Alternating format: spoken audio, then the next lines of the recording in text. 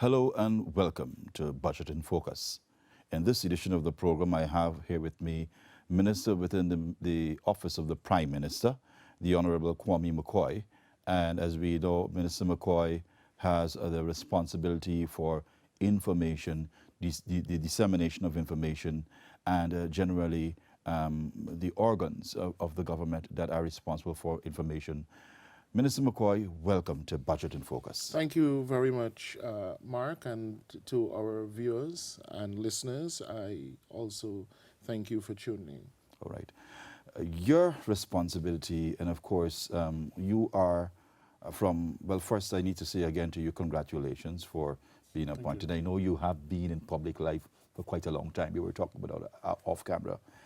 But in the realm of information, your responsibility stretches far and wide, and it takes into consideration not only the information that is disseminated in the city via all media, but as well as the far-flung areas of the country, deep south, deep north, and you have been very busy. So first off, let's say that coming out of the budget, quite a huge tranche of what is going out to many of the sectors and agencies fall under your ambit. But let's talk about information, where you have been spending most of your time. In fact, most of your time is taken up there.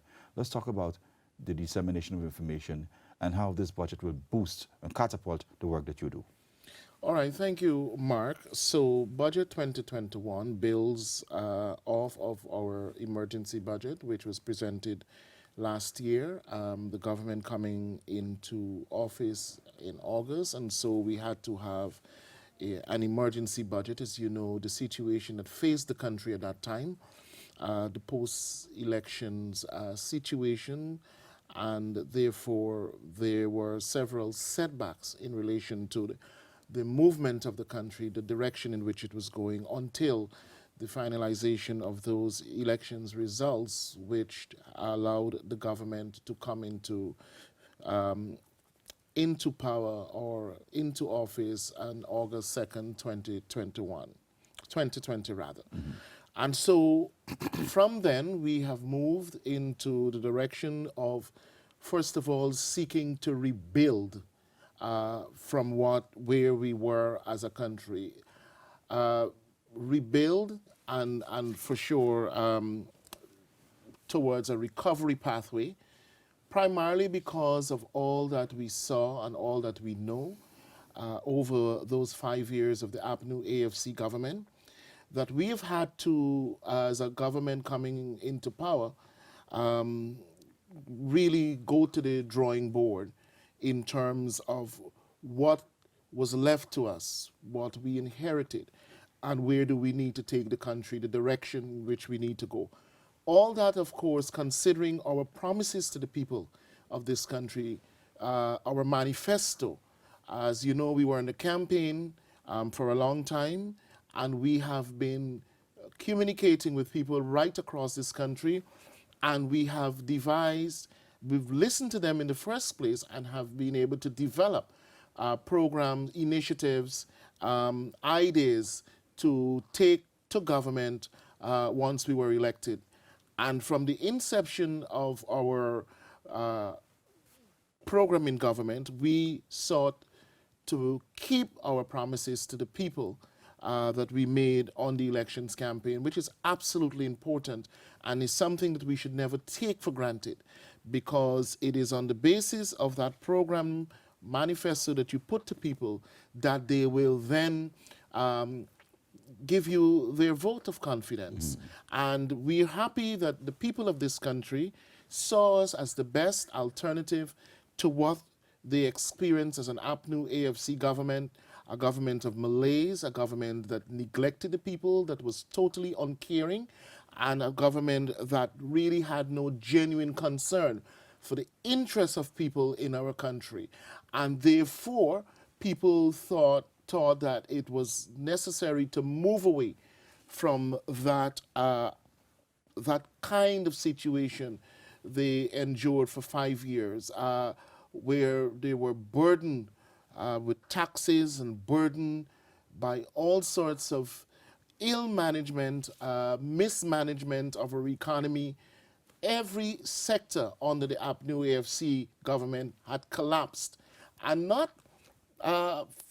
just collapsed, it collapsed because of the type of policies they had, because of the type of management style that they had.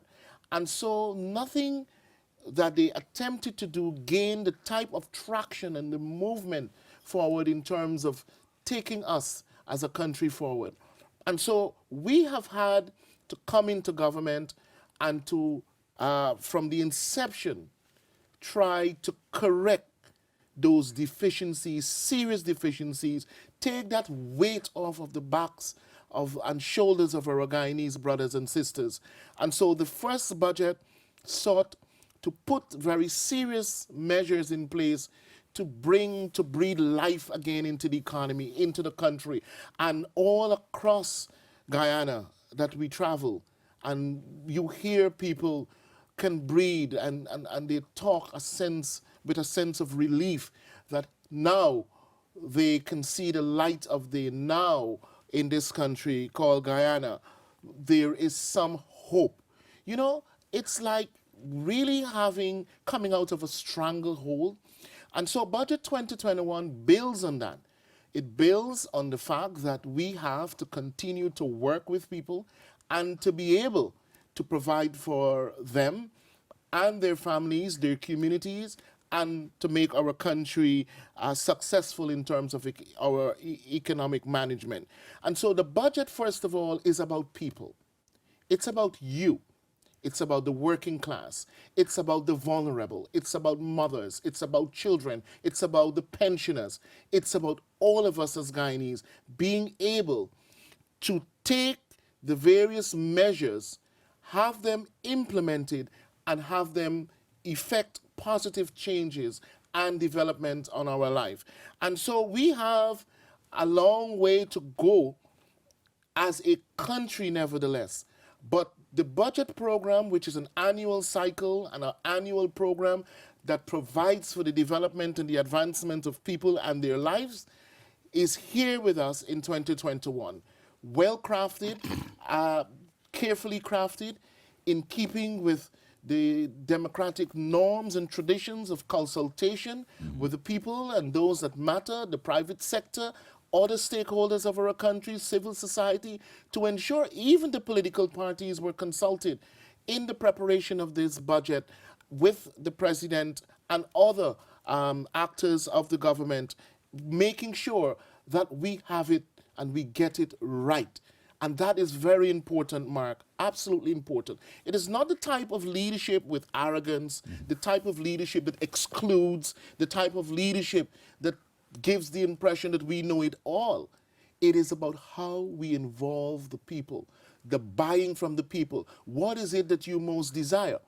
And though we've had those outreaches and those consultation meetings, and people have given us what they're thinking for themselves, their family, and their community, what they would like, I wouldn't sit here to pretend that this budget will give them every single thing that they wanted. Every single thing. But it is definitely a budget that will take us a step further. And in fact, more than a step, steps further towards the advancement of our lives and our community. So I am excited for the debate in this budget. I'm excited to see us all supporting this budget, taking it forward, having it implemented for 2021, and really having the impact that it is intended to create. That is the impact on the lives of people for their positive development. Minister, I think you just answered a bunch of questions just with that one tranche there. So I will obviously have to delete some of the questions I want to ask because you dealt with them. I'm sorry. No, that's great. That's great. I'm happy that you're on the ball and you're hitting it right where we need. All right. So your job is critical. And this, what we're doing here, and the fact that we've had ministers coming, it has a lot to do with what you've been doing as it relates to getting the information out. Now, information has always been critical to bringing people on board. And you just made sure just now, you just alluded to it, that all stakeholders from all strata, all sectors, every hook and cranny, every little crease there is, have to be on board and are and still being consulted on where the government needs to go. Its trajectory, it wants to take the population. We know that we made mention at the beginning of the program about the hinterland areas, the regional radio stations, the community radio stations.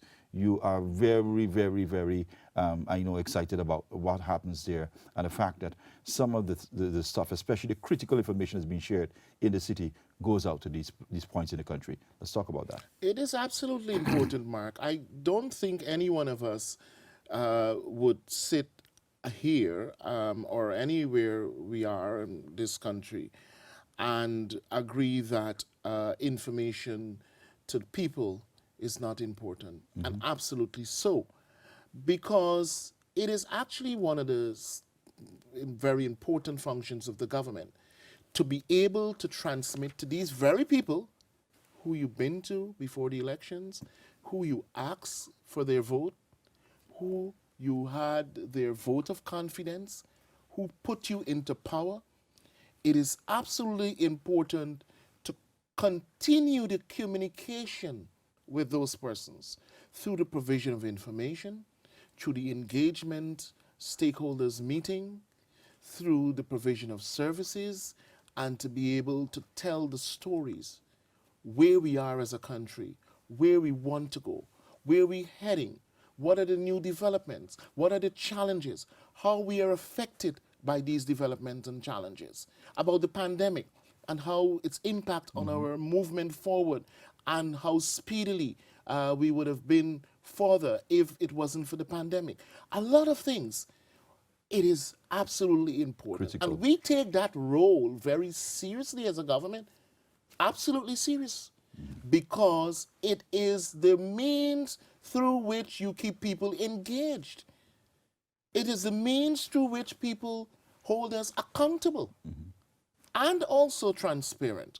So when you see us sharing all these information, you see the ministers on television, you see other government officials in the news, newspaper, elsewhere, sharing information.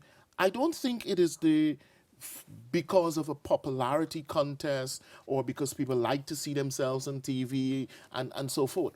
It is about us taking this simple word called accountability very seriously, because it is the means of making us accountable. People seeing us, they can challenge us via the television, the radio programs, in the newspaper. You see people being able to grasp with the issues, understand them, and being able to move forward in terms of the criticisms and whatever else they may place at the feet of the government. It is nevertheless to keep us accountable, and we being accountable to the people. So it is absolutely. So what we have is definitely an information sector that needs advancement. And continually we are committed to putting the resources in place, putting the resources to this sector to be able to make it much more vibrant, much more aggressive in terms of being able to be on top and on the ball in terms of the information we provide, and to the areas that we provide this information. And you know, the hinterland has suffered in many years, not only for the need for information, but in many respects. It was this, well, not this current PPPC government, but the former PPPC government that created the opportunity to bring our brothers and sisters from the hinterland into the mainstream of our society. So we developed scholarships, which they never had before, and they were entitled to, and they were able to access under the government, the former PPPC government. We had many of them joining the police force, many of them getting the opportunity to be trained as doctors, nurses. Then they go back to their communities and serve. Some of them, a few, remain in Georgetown. But there has been a conscious effort by PPPC governments to make sure that our interland brothers and sisters can match up with what happens on our coast and what happens in the rest of the world. And so that's a fascinating, dynamic, interesting stories that sometimes we forget, and they are not told enough. But they are very important stories to remind us of how consistent we are as a party and government, of how committed we are to people and their development. And my history would tell me, growing up as a little boy, coming into the political fraternity, my history will tell me that whenever the People's Progressive Party Civic is in government, people's lives change for the better. You have your best moment in this country whenever the People's Progressive Party Civic government, because the government of the People's Progressive Party Civic is always associated with progress, success, development, achievements, an impressive record. And so we have been working with our interland radio stations, of course, making sure, first of all, that they remain on air, making sure that they are being serviced in terms of all the resources that are needed, making sure that the people who have to keep us informed in those areas are in place, making sure that we look towards the expansion of these satellite stations and the central operation of NCN itself, making sure that it functions and it becomes more and more effective as a broadcasting entity. And it is very important as a national station that we take the lead in being able to set the bar out there and to really be the right example as a leader in the broadcasting entity. And so under the area, so in my function and my secretariat, we are working towards, for example, Mark, establishing a broadcasting academy. I think this is absolutely important for us in terms of helping to maintain and sustain the standards of broadcasting in Guyana. And so we're working to make sure that an academy to support that, not that the government takes it on, but to support it as an NGO operation and to make sure that all the necessary tools are there to be able to bring broadcasting into its most lively stage and most dynamic kind of outputs we could have in the information communication area. ICT and how it helps us to really push forward and to catapult and to quicken the pace in terms of the reach, because you know now ICT is no longer a luxury. It is an absolute necessity. The government has been working to build the infrastructure, and it's a pity that we couldn't have the type of advancement that we envisage at the government, the former PPPC government, in the ICT sector, because we left an ICT program in government in 2015. And the vision that we had for that program, if it had been followed through in the way and manner that we envisaged and it was designed to, we would have been further with our ICT development. But it is almost retracing the steps and having to go back to restart in some ways, be able to provide the ICT services to the people of this country. And so happy for us. A few weeks after coming into government, we liberalized the telecommunication sector. We brought liberalization in the telecommunication sector. Again, one of those promises made in our manifesto, and one of those promises kept and fulfilled. And so if you track what we have been doing, you will see that they're all linked to the promises we made. They all have some relationship to people's development.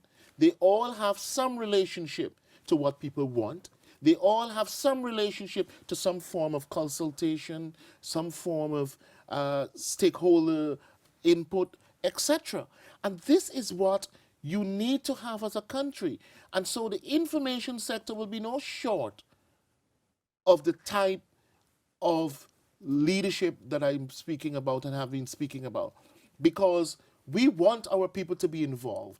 It is by the people's involvement, tracking their views, tracking their opinions, tracking their criticisms, that we will be able to continue to be a good government. A good government that will always take the constructive criticisms and use them to our advantage and to the people's advantage. And not that there may not be criticisms that we will take on, especially if they come in the most facetious manner and capricious way, or trying to deliberately distort our history and our program. We'll take those on and we will deal with them for what they are. But overall, it is a Guyanese society that it becomes more literate, more educated, more informed, more involved through the information and communication sector in the government. All right, Minister, we've got just about 5 minutes, and I want us to touch on this. So we've got the debates beginning on Monday, and this is absolutely important. You've got the stakeholders in government, you've got the opposition. Of course, you participated already with all the stakeholders, and this conversation needs to happen for the people to benefit from. It begins on Monday. Your expectations coming out of it? Well, I expect that on our side, we have some very, very good debaters. And not for the sake of debating, but debaters who understand their subject, debaters who are all primed up and raring for a good, robust type of debate in the parliament. I am hoping that we have the opposition there who can make its contribution to the debates. But Mark, I have a serious fear about the debates coming up. And that fear is really about the performance of the opposition. All across this country you go, you find people lamenting their disappointment about an opposition that seemed to be so much off the target, so much away from the reality, so much into themselves and their own world, that they miss the very salient and important aspects of their role. And so I hope, for the sake of their own constituents, for the hope of those people who they represent, that they will really step up to the game. You saw the president there at Parliament giving his inaugural address and challenging us to work together as a country and as a people, to work in the interest of all our people, to again, through his speech, repeat his commitment to making Guyana a society that becomes dynamic, that becomes successful, an economy that will provide for all the people of this country. And it is something that we don't talk by mere putting together of words. It is something that we absolutely mean, we are absolutely serious about. We want it to happen. And we want it to happen as fast as it could, and for the interest of our country and our people. If we can achieve that as a people, it makes us better. It makes us successful. Why would we want to deprive people of this country the benefits of services and the goods that they're entitled to? So when we talk about Linden, we've had our first full cabinet outreach in Linden. The president has been to several other regions before Linden and has not taken a full cabinet with him. Okay. And confined it to a hall with people coming to meet the president and team. This is the first full cabinet outreach. And it is really to demonstrate how serious we are about making that sure that our country move forward. And I visited Linden since the president's cabinet outreach on no less than 4 occasions. And all of those occasions, I gleaned from all of the faces and the presentations there, the sentiment of wanting to work with this government, to take their community and to make this country move in a direction that we will all be proud of. They are people right across this country, not only from Linden, that want to work hard and want to work with this government and want to see us all successful. And you know why that is even more a yearning by the people of this country? They have seen the true colors of the APNU AFC government in the last 5 years, and particularly post-elections. And they are not willing to have their lives further set back by the shenanigans of the APNU AFC government. So I hope, cabal, so I hope that the opposition comes very prepared. You know, they come with some very vacuous statements. Oh, they come about corruption. They come about all sorts of things. But there has been no government in this country that has had the brand of corruption more than the APNU AFC government. The brand of corruption as if it was made for them. You have seen what has taken place over the last 5 years. And in addition to that, I want to also say they will come with, oh, there's no monies in the budget announced for public servants increase in wages and salary. But then at the same time, the very people there know that you couldn't announce wages and salary increases in the budget. It is subjected to a bargaining with the unions, and then subsequently making the announcement based on what the government can be able to afford. And in any way, the money is in the budget. It's there. 10 point how much billion dollars in the budget to cater for the increases. But look at all that we have been able to do as a government. We have removed several taxes from people, VAT on water and electricity. We have returned the status of the elderly being able to access the concession of no water and electricity on their water and electricity bills. We've given back we've given back monies to the school children that they took away, the $1.6 billion, and we've increased it. And so the school children will be getting a voucher for $15,000 per child in the public school. We have been able to reduce basic food items to be able to put back monies in people's pocket so that they can afford better for their families. We've been able to reduce, you know, construction is a big thing for us in the PPP civic government. It's one of our jewel crown in terms of the housing development and the housing program. Under the People's Progressive Party civic government last year alone, for the 6 months we've been in government, for the few months we've been in government in 2020, we have been able to give out 3,600 house lots. 3,600 more Guyanese benefited from their lots to make themselves a home and to make them happy for themselves and family. Okay. We have been able to reduce VAT on electricity, residential and individual use. We have been able to remove data on cell phones. We have been able to remove... So that's a pretty long list you're talking Sorry, about. not data on cell phone. VAT on data, VAT on cell phones. We have been able to help with the interland, making sure that it is not expensive for them to traverse in and out of the interland. So the reduction on the airfares going into the interland. Quite a huge list. You know, a few days ago, we reduced the excise tax on gasoline. We are about listening, we are about working for people, and we are about making Guyana a proud, successful, progressive country that we can all live very happily and we can all we can all achieve our dreams and aspirations.